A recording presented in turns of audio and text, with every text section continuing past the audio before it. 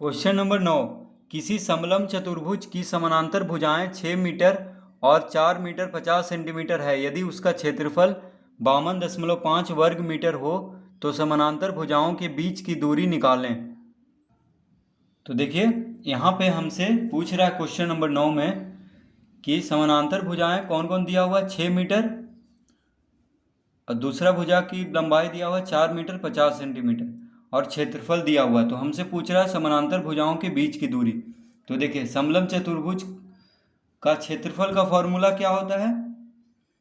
तो समलंब चतुर्भुज का क्षेत्रफल बराबर होता है, देखिए किसका क्षेत्रफल, समलंब चतुर्भुज का क्षेत्रफल के बराबर क्या होता है फॉर्मूला, 1/2 गुना समानांतर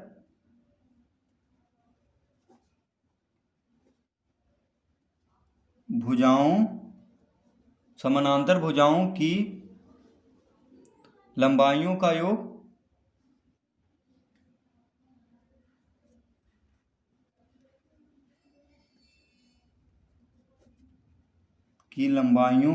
योग फिर कोष्ठक बंद करेंगे गुना समानांतर भुजाओं के बीच की दूरी गुना समानांतर भुजाओं के बीच की दूरी।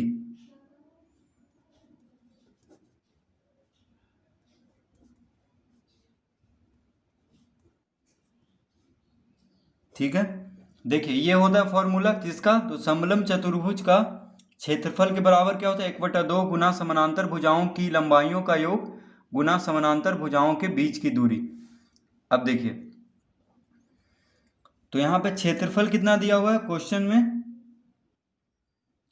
तो क्षेत्रफल दिया हुआ है 52.5 वर्ग मीटर। तो वर्ग मीटर को हम इस तरह भी लिख सकते हैं, ठीक है।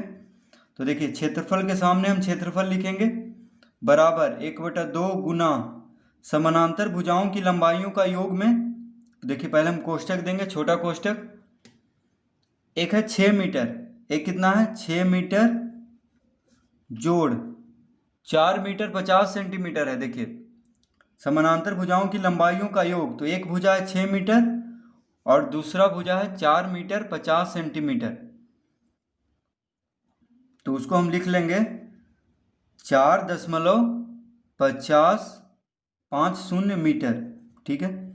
देखिए 50 सेंटीमीटर है तो सेंटीमीटर को मीटर में बदलेंगे तो 0.50 मीटर हो जाएगा, 0.50 हो जाएगा क्योंकि 100 से भागा देना पड़ेगा। सेंटीमीटर को मीटर में बदलने के लिए 100 से भागा देंगे, तो 100 से भागा देंगे तो देखिए एक पे 2 शून्य है तो दायां तरफ से 2 अंक के बाद दशमलव आ जाएगा यानी 5 के बाद, और 4 पहले से मीटर में है तो 4 जोड़ 0.50 4.50 मीटर हो जाएगा, ठीक है। तो ये हो गया देखिए समानांतर भुजाओं की लंबाइयों का योग, ये दोनों को जोड़ दिए हैं। अब है गुना, तो देखिए गुना लिखेंगे समानांतर भुजाओं के बीच की दूरी, ठीक है, गुना, तो यहां पे हम लिखेंगे समानांतर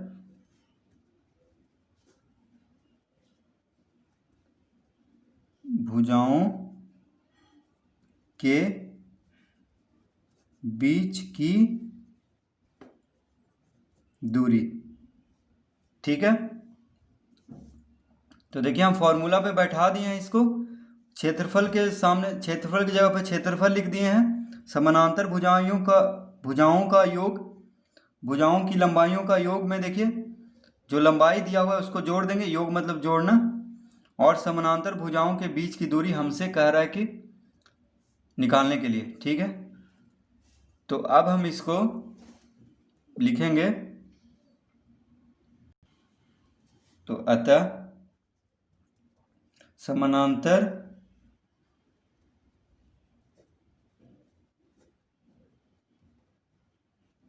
भुजाओं के बीच की दूरी बराबर क्या हो जाएगा, देखिए तो समानांतर भुजाओं के बीच की दूरी बराबर हो जाएगा,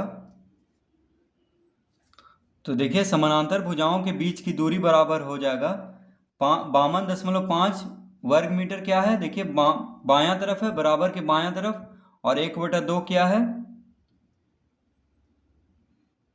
1/2 है दायां तरफ। ये सब देखिए यहाँ से 1/2 गुना 6 मीटर जोड़ 4.50 मीटर क्या है, ये सब बराबर के दायां तरफ है, तो हम सबको बायां तरफ भेज देंगे।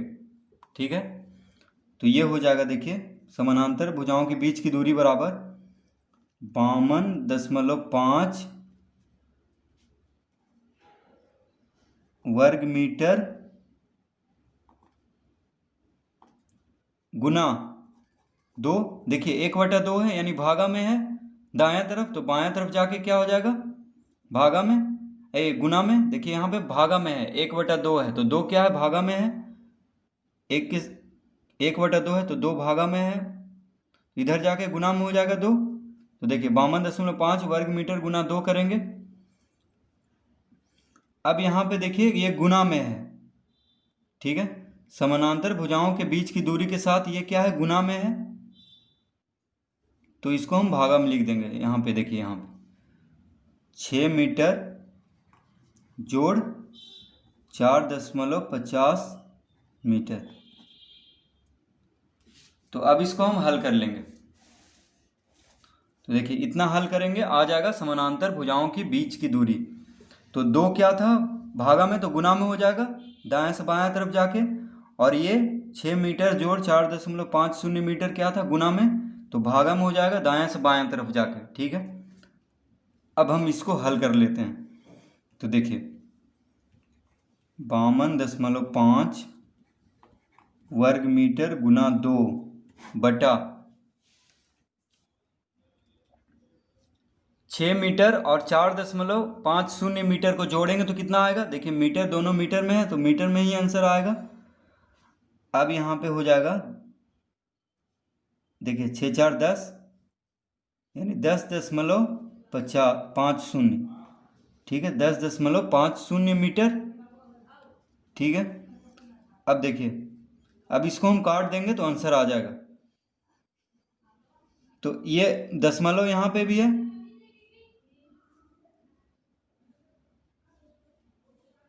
दशमलव देखिए यहाँ पे भी है, दशमलव यहाँ पे भी है। ठीक है,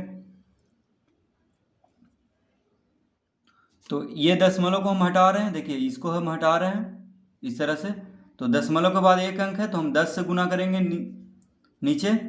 ठीक है, और यहाँ पे देखिए दशमलव के बाद 2 अंक है, तो ये दशमलव को हटाने पे ऊपर 100 से गुना करेंगे, क्योंकि दशमलव के बाद 2 अंक है तो हम 100 से गुना करेंगे ऊपर में, क्योंकि यहाँ पे नीचे है देखिए हर में है तो अंश में 100 से गुना करेंगे, यहाँ पे अंश में है तो हर में 10 से गुना करेंगे, क्योंकि दशमलव के बाद 1 अंक है। ठीक है, अब देखिए हम काट लेते हैं इसको, तो 1 0 से 1 0, 1 0 से 1 0, ठीक है, कट गया यहाँ पे। अब देखिए 5 से काटते हैं इसको, देखिए 105 बचे, ये क्या है 105 है, यहाँ पे 525 है। ठीक है, देखिए शून्य तो कट चुका है तो क्या बचा 105, तो 105 बचे क्या हो जाएगा 525, तो 5 से हम इसको काट लिए। ठीक है, और मीटर से 1 मीटर, मीटर से देखिए यहाँ पे मीटर गुने मीटर, मीटर वर्ग है तो मीटर से 1 मीटर कट गया तो मीटर से बचेगा, यानी कितना आंसर आ गया देखिए 5 गुने 2, तो 5 गुने 2 कितना होता है, बराबर 10 मीटर।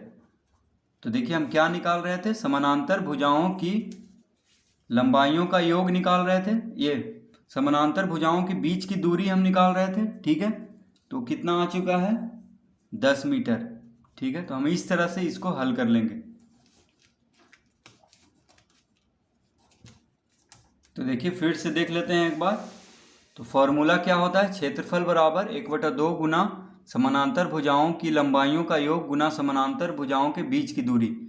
तो समलंब चतुर्भुज का क्षेत्रफल का ये फॉर्मूला होता है। ठीक है, क्योंकि क्वेश्चन नंबर 9 में समलंब चतुर्भुज का ही सब कुछ दिया हुआ है, इसीलिए हम सिर्फ देखिए क्षेत्रफल लिखे हैं। समलंब चतुर्भुज का क्षेत्रफल का फॉर्मूला ये होता है।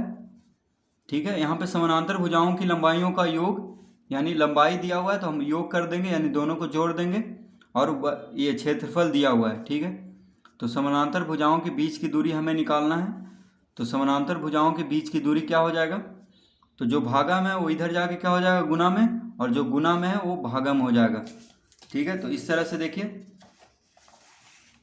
तो इसका आंसर इस तरह से समानांतर भुजाओं के बीच की दूरी,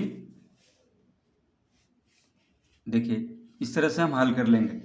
यानी 52.5 वर्ग मीटर गुना 2, 2 भागा में था तो गुना में हो गया बायां से दायां तरफ, और 6 मीटर जोड़ 4.50 मीटर गुना में था तो भागा में हो गया, देखिए बटा में। तो ये दोनों को पहले हम जोड़ लेंगे क्योंकि जोड़ में है, तो जोड़ने के बाद ही काटेंगे। तो जोड़ लिए तो कितना आया 10.50। तो हम दशमलव पहले हटाएंगे, उसके बाद काट देंगे इसको, तो कितना आ जाएगा 10 मीटर। यानी समानांतर भुजाओं के बीच की दूरी आ चुका है 10 मीटर। किसका, तो समलंब चतुर्भुज का। तो इस तरह से हम क्वेश्चन नंबर 9 हल कर लेंगे।